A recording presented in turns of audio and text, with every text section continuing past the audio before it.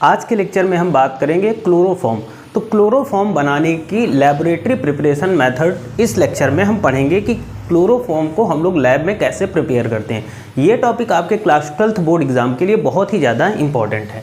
तो जैसा कि आपको पता है कि आज का हमारा टॉपिक है क्लोरोफॉर्म, और क्लोरोफॉर्म का जो फॉर्मूला होता है वो होता है CHCl3।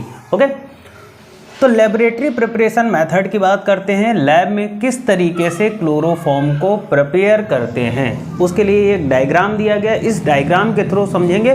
फिर उसके बाद में हम रिएक्शंस के बारे में जानेंगे, रिएक्शन कैसे कैसे होती हैं और इसकी कुछ केमिकल प्रॉपर्टी जो इम्पॉर्टेंट है बोर्ड एग्जाम के लिए। तो लैब में क्लोरोफॉर्म बनाने के लिए कुछ इस तरीके से पूरा प्रोसेस होता है। इसी प्रोसेस के थ्रू जो डायग्राम दिख रहा है आपको, इसी के थ्रू हम क्या करते हैं कि लैब में क्लोरोफॉर्म बनाते हैं। कैसे बनाते हैं?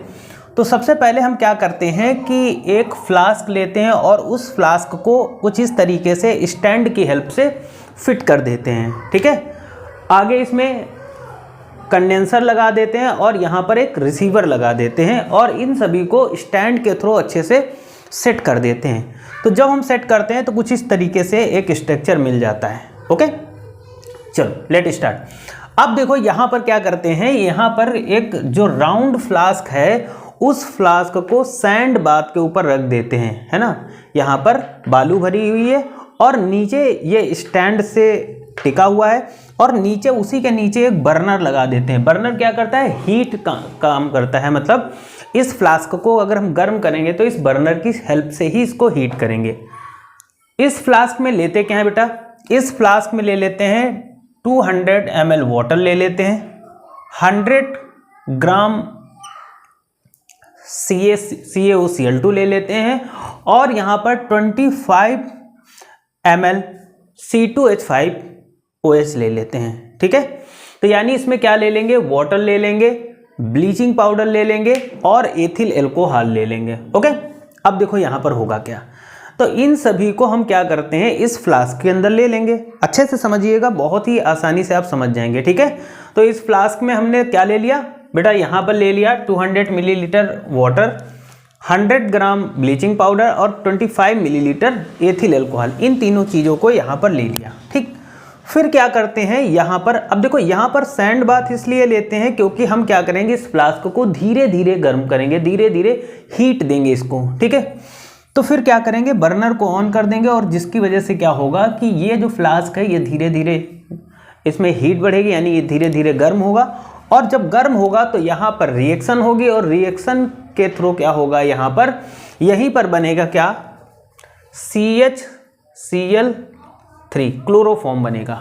पर यहाँ पर जो क्लोरोफॉर्म बनेगा वो पूरी तरीके से प्योर नहीं होगा।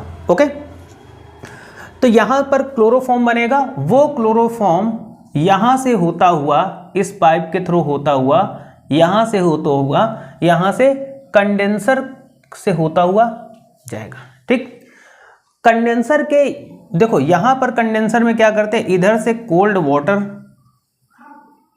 वाटर ठंडा पानी भेजते हैं और वो धीरे धीरे दूसरे साइड से पानी क्या करता है, ये जो पाइप गया है इस पाइप को ठंडा करेगा। भाई यहाँ से वेपर्स फॉर्म में निकलेगा, तो यहाँ पर क्या होगा, ये जो वेपर्स फॉर्म में जाएगा तो भाई यहाँ से जो क्लोरोफॉर्म बनेगा वो गर्म होगा। फिर यहाँ पर कंडेंसर लगा होगा जिसमें एक साइड से क्या करते हैं, ठंडा पानी भेजते हैं और ये क्या करेगा, इस पाइप को ठंडा करेगा। तो जब ठंडा करेगा तो यहाँ पर क्लोरोफॉर्म क्या होगी, लिक्विड फॉर्म में हो जाएगी। ठीक, और जो पानी गर्म होता जाएगा वो इधर से बाहर होता चला जाएगा। ठीक, फिर आगे क्या है, एक रिसीवर फ्लास्क यहाँ पर लगा है। ये क्या लगा है? ये एक रिसीवर फ्लास्क लगा है। रिसीवर फ्लास्क का मतलब होगा कि यहाँ पर जो क्लोरोफॉर्म बनेगी बेटा, वो क्लोरोफॉर्म इधर से होते हुए इस फ्लास्क में स्टोर हो जाएगी। ओके, यहाँ पर क्लोरोफॉर्म क्या होगा, क्लोरोफॉर्म यहाँ पर नीचे हमें रिसीव हो जाएगी और ऊपर वाटर हो जाएगा। ठीक, लेकिन यहाँ पर जो क्लोरोफॉर्म, ये जो क्लोरोफॉर्म बनेगी CHCl3, ये जो क्लोरोफॉर्म बनेगी वो क्या होगी, इम्प्योर होगी, मतलब प्योर नहीं होगी। तो इसको प्योर करने के लिए सबसे पहले क्या करते हैं कि इस क्लोरोफॉर्म को NaOH के साथ में क्या करेंगे, वॉश करेंगे, यानी NaOH के साथ में इसको धुल लेंगे, वॉश कर देंगे। ठीक, तो जैसे ही इसको NaOH के साथ वॉश कर देंगे तो उसके बाद में फिर क्या करेंगे, फिर जो क्लोरोफॉर्म होगी उसको CaCl2 एनहाइड्रस CaCl2 के साथ में क्या करेंगे, उसको ड्राई कर लेंगे, ठीक है। और जब ड्राई हो जाएगी तो हमें वहाँ से क्या होता है, प्योर क्लोरोफॉर्म मिल जाती है। तो इस तरीके से क्लोरोफॉर्म बनता है। अब यहाँ पर जो रिएक्शन होगी उनको हम यहाँ पर देख लेते हैं। तो फ्रॉम एथिल एल्कोहल से क्लोरोफॉर्म बन रही है ना, आपने समझ लिया। और लेकिन अब क्या होगा, जो रिएक्शन होगी वो यहाँ पर समझ लेते हैं कैसे कैसे रिएक्शन इस फ्लास्क के अंदर होंगी। तो सबसे पहले क्या होगा कि जो ब्लीचिंग पाउडर है वो react with water, bleaching powder यहाँ पर होगा। सबसे पहले वो ब्लीचिंग पाउडर क्या करेगा, वाटर के साथ रिएक्शन करेगा और क्लोरीन गैस बनाएगा। तो देखो ब्लीचिंग पाउडर जब भी क्या करेगा, वाटर के साथ रिएक्शन करेगा तो कैल्शियम हाइड्रोक्साइड और क्लोरीन गैस बनेगी, ठीक है। क्या बनेगा, ब्लीचिंग पाउडर वाटर के साथ रिएक्शन करेगा तो क्या बनेगा, कैल्शियम हाइड्रोक्साइड और क्लोरीन गैस बनेगी बेटा। ओके, यहाँ तक समझ में आया। पहले स्टेप में ये होगा। सेकेंड स्टेप में क्या होगा, ये जो क्लोरीन बनी है यही क्लोरीन क्या होगी, रिएक्ट विद एथिल एल्कोहल, है ना। यहाँ पर क्लोरीन बन गई। अब वही क्लोरीन इस एथिल एल्कोहल के साथ क्या करेगी, रिएक्शन करेगी। तो देखो एथिल एल्कोहल, ठीक है, क्लोरीन के साथ जब रिएक्शन करेगी तो यहाँ पर क्या बनेगा बेटा, यहाँ पर CH3CHO बन जाएगा और HCl यानी एसिटल्डिहाइड और हाइड्रोक्लोरिक एसिड बन जाएगा बेटा, ठीक है।